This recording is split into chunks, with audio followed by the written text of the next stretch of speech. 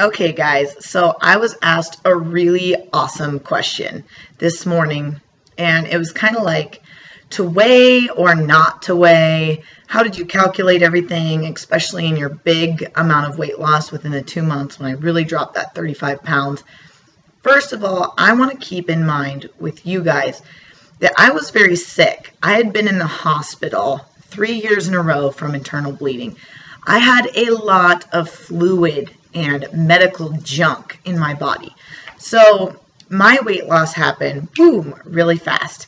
This may not be the case for you, and that's okay. So I'm going to talk about, for beginners, how to kind of weigh yourself, how to know if it's excessive, if it's enough, how to make sure it's working for you. Should you weigh your food? Should you count your macros? I mean, it can get very confusing for a lot of people, so I just kind of want to help clear that up a little bit.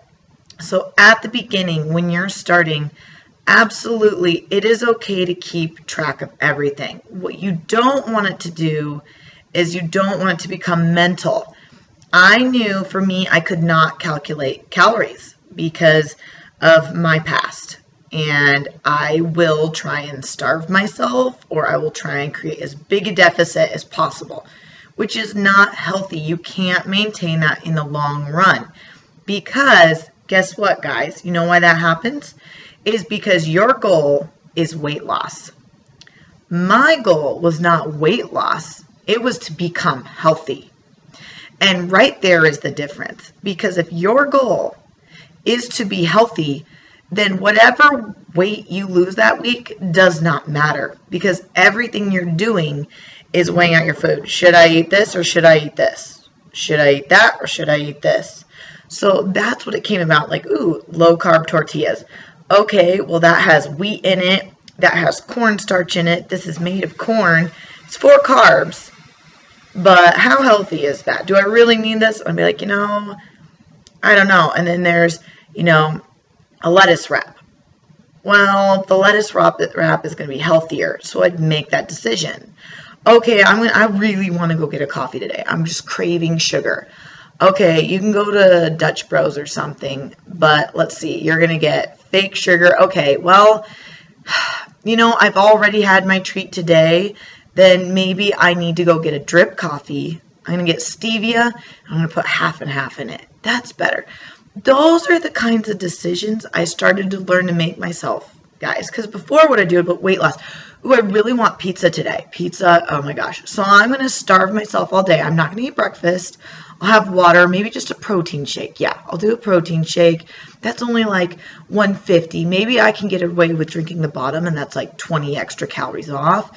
And then I'll just load up in water or drink like a soda pop all day. So that way I have something to drink. But I'll just wait until dinner. And then dinner comes along with pizza. You're starving. You've been thinking about pizza all day long. And so normally where you could stop at 1 or 2 pieces, your body's still starving and you're eating more and you're doing it ravenously. That between 4 or 5 pieces, by the time you're done, you're like, oh, I just consumed over 1,000 calories, 1,500. So you ate a whole day's worth in one sitting. That's how that happens. By trying to restrict, or you're like, I'm not going to eat any pizza ever again. I'm done with pizza. And then all of a sudden you go months without cheat. I'm not going to have sweets ever again. That's just never going to happen. I'm just going to cut it all out. Well, you do that over and over and deny. But all you're still thinking about is pizza. Then eventually one day your guard's down, you're tired, you're emotionally fed up. You might have even gone several months and you're like, that's it, I'm getting pizza. And then you get pizza and you feel like garbage because that's what you set yourself up for. I'm not eating pizza. You eat pizza, you failed.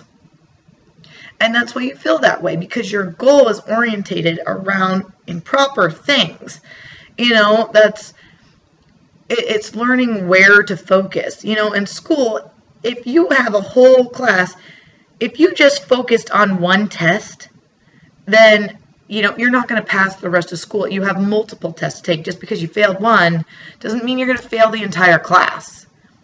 You just failed that one test. You might need to figure out what you did wrong there and fix that so it doesn't happen again, but you didn't fail the whole quarter because of one test, you know?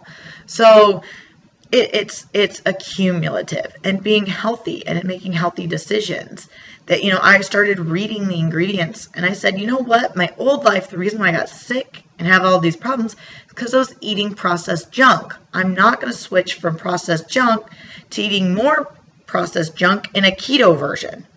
If I'm making this lifestyle change, it's for me to be healthy. And that's what my goal was. So when your goal is healthy, guess what the symptoms of that are? Weight loss, better skin, healthy, everything else improves from this. Your digestion improves because you're making healthy decisions. That's why I say you could be an unhealthy or a healthy vegan. You could eat potato chips all day and say, I'm vegan, but, really, could we call that vegan? Paleo, the same way. You could find a little paleo junk bar thing and eat that all day long, and that doesn't mean it's healthy. It just depends, especially like Oreos. You can find vegan Oreos, and you can say I'm vegan and eat Oreos all the time, but it's not that. And that's just the easier one to come up with. Vegetarian, anything like that too. All that stuff, guys. You have to make a conscious decision to be healthy, and the rest will follow. So every week, the scale just kind of helped point me in the right direction. It was like a compass. That's what the scale is. Am I moving in the right direction? Am I not? Do I need to recalibrate a little bit? That's all it was. It was not my determine all. I didn't look at it. It was not my God. Your scale is not your God. It does not tell you if you are a better person or a worse person. That is not the way the scale is meant to be, and that's not what you should use it for. The scale is simply a thing where you get on and think, did I have too many calories today? Maybe that's why it's up. Okay, no, I didn't. I ate the exact same amount of calories as yesterday. Okay, I had a lot of dairy today, or yesterday, if you're weighing yourself the day after. I had a lot of dairy. You know what? That could be the one thing throwing me off. Or even your water content. Did I drink enough water? They mean there was a lot of sodium in all that cheese and all this other stuff that I had. It's probably the water. I need to wait one extra day. I need to cut down on the cheese today, drink water, and see if that makes a difference. And so for me, I noticed that nuts could tend to stall me out if I had too many, and dairy could stall me out if I had too much. Other than that, if I ate normal meat and vegetables, it didn't matter. So my first 2 months, it was literally no coffee. Yes, that's right. Why was that? Isn't keto coffee good? Yes, it is. But the thing is, I was having insulin problems, so the caffeine was making me all over the place. So I personally cut the caffeine out. Doesn't mean that you need to. If it doesn't bug you, then it's no problem. It did for me, so I needed to cut it out for a while. And it's because I wasn't using enough cream in mine. Now, I know a balance that keeps me healthy. I need to do about a half a cup to about 2 tablespoons of cream because that levels it out. If I do less, like I tried to cheat for calorie-wise and having like just a teaspoon or something, then that is not enough for me to carry that caffeine. So I learned a couple tricks, but that's why I cut it out at the beginning, so you know. And then I did meat and veggies. No sugars, no dark chocolate, no keto treats, no anything. 2 months. But this was a goal for myself. That doesn't mean you need to do that for you. This is what I needed to do for me to prove to myself that I could do it. Then after that, I went back to having them and having control over it. But I couldn't just take 1 piece of dark chocolate. I couldn't just eat a handful of nuts. And so that's why I had to stop them for a while, because I needed to conquer that in my life. Now, then with the scale, once you learn, you basically know the foods that make you lose weight and the foods that don't.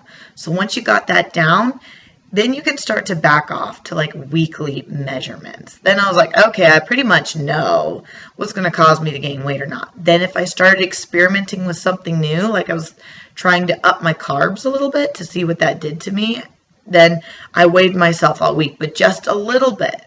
Each day I would add a little bit of carbs, or just once a week I just do 1 higher carb day just to see what my body did with it. Because it's good to experiment, to know why you do what you do. I know exactly how many carbs I eat and why I do it.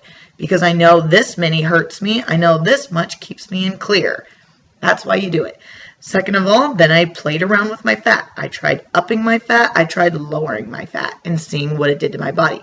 If I put my fat too high, I tended to stall out a little bit. If I kept my fat just a little bit lower than the average amount, I did better. If I kept my protein higher, I did good. If I dropped my protein, sometimes I would start to stall again. I needed more of that protein. Don't know why. That's just what my body did. I was just listening to my body. I can't tell you, oh, it's because of this scientific reason. No, it's because I actually did what you should do, which is experiment for you. That's how you know if it works or not. That's how you take ownership of knowledge, is by doing it. And that is what's going to ultimately change everything for you guys. Second of all, I'm just going to touch base on this, but the food scale. The food scale is another great source, especially if you don't want to weigh yourself. I pretty much know day in, day out if I'm going to lose weight or not by this baby.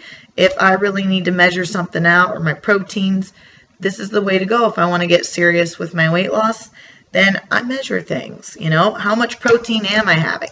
I just kind of want to have a general idea. If I want to eat 6 ounces of chicken, I'll eat the 6 ounces instead of the 3 like I intended. That's fine. But at least I want to know how much I'm doing so that if I'm not losing weight, I know why that's probably happening, because you want a general ballpark for everything.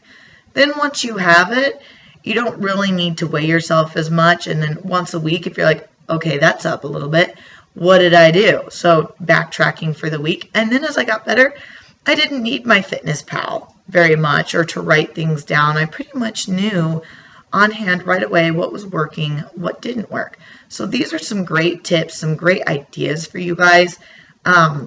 Maybe I'll get into the food scale a little bit more, but this is why the scale is working for you or not, is that it's your actions and your attitude. Those are the 2 things you have control over in your life. You do not have control over what that scale is telling you. You don't. If you're going to lose 4 pounds or 5 pounds that week, that's up to your body. You don't have control over that. You did have control over what you're eating, and that's why I decided to eat healthy. And you do have control over your attitude, how you're going to take this. Okay, am I going to throw a fit because I lost 4 pounds instead of 5? Or I'm going to turn this around and maybe make a couple better choices for next week. That's the way we need to start thinking about things. And if you do that, life's going to get a lot better.